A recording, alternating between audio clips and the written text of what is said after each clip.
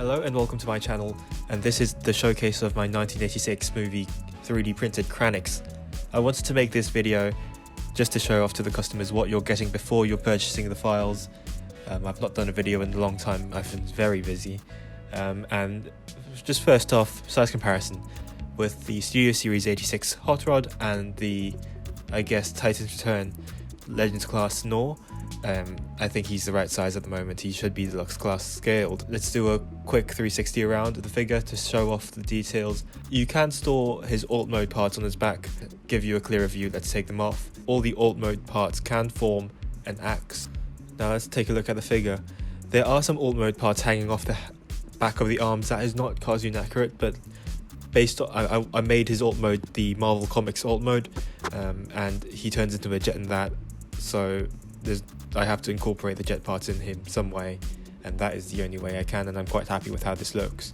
His head is sticking out forwards, and it gives off this sort of hunchback look that I wanted to achieve. For articulation, his head looks upwards. There's a swivel on the neck, and that's basically a 5mm peg. His hands go all the way around.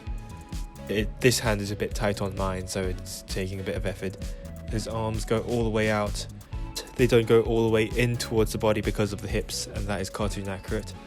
Double joint on the elbow for transformation, bicep swivel, and finally the arm goes inwards for transformation as well. There is no wrist articulation, unfortunately.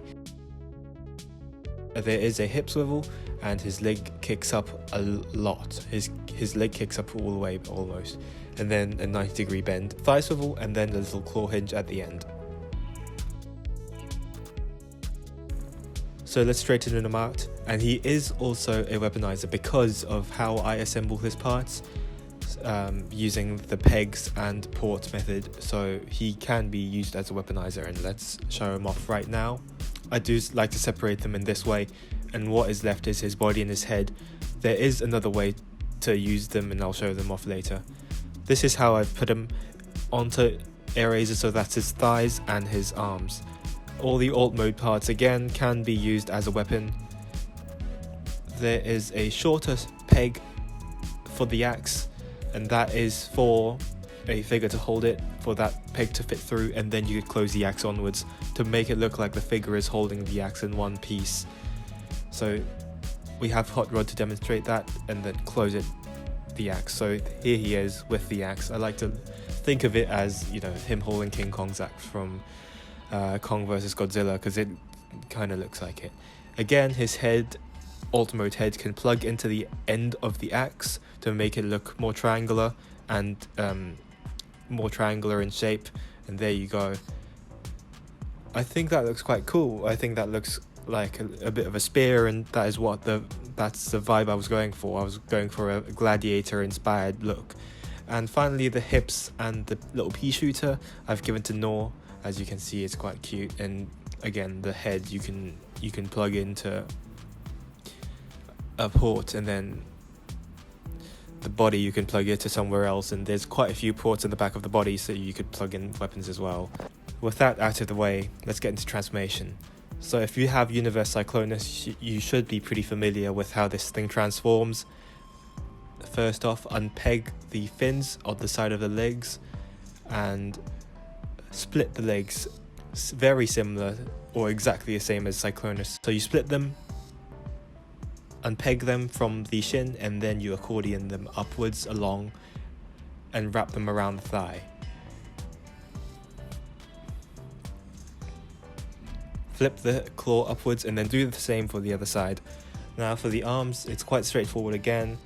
Rotate it on the bicep, double joint it upwards, fold the arms in, and then there's a peg here and a slot here, and you just have them together. Flip it to the other side. There's a little flap at the back of his shoulders. It's double hinged. Unpeg it from the back of his shoulder and then hinge it downwards. Align it with the triangle, and it makes that, you know, perfect, complete fin shape.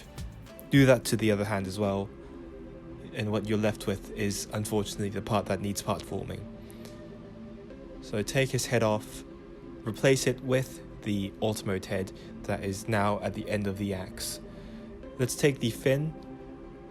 It comes in 3 parts. So take the second longest part, plug it into the biggest part, and the smallest part, and then the smallest part, plug it into the second part, and what you have is the fin for the alt mode. There's a peg here and a port in the fin. What you do is just sandwich it in between the legs and it tabs in, and it's quite secure. Give it a good squeeze and you're good to go. And we're almost there. What's left is to plug in the head for alt mode. I have put Arblus's gun at the base of the neck just for a landing gear support. And finally, Nor's still holding the pea shooter, so just take the pea shooter, plug it into the back of Kranix, and there you have Kranix in his Marvel Comics alt mode. Unfortunately, I'm away from home, so I'm not able to paint a lot of these figures at the moment, so stay tuned on my Twitter and they'll be painted figures soon. For size comparison, here he is with Studio Series 86 Hot Rod, and he is still about deluxe class scaled. Holding him upwards, he is almost exactly the same size as Studio Series 86 Hot Rod from the tip of the gun to the back of his foot. And here he is with Nor, who has conveniently fallen down for this showcase. And for the fun of it, here he is. I can't have it and not show him off because he's such a wonderful figure. Here he is with Hot Rod, that figure in rubber wheels, just really brilliant. So here he is, and here is Rack and Ruin, what I'm working on at the moment. I'm really happy with how Kranix turned out. I'm really looking forward to how Rack and Ruin turns out. I'm really happy with how he's turning out at the moment, so stay tuned for that. So thanks for watching, stay safe, goodbye.